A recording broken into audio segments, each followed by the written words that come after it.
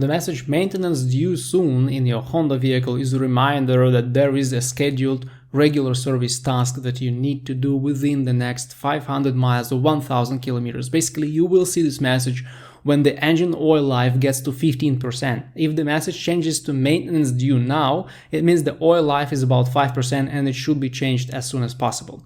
The letter A means that it's only the oil and oil filter change that is recommended by the service reminder. Also, you may want to know that after model year 2016, Honda started using dynamic service reminders that are not only based on mileage and time intervals. The system analyzes the way you drive and adjusts the oil life level accordingly. For example, if you only drive short distances in city traffic and mainly run the engine in low RPMs, the engine oil life will reduce much faster than if you mainly drive on highways. Also, after every oil change or other scheduled service, you will need to reset the service reminder according to the instructions in the driver's manual. But in most cases, your mechanic will do that for you.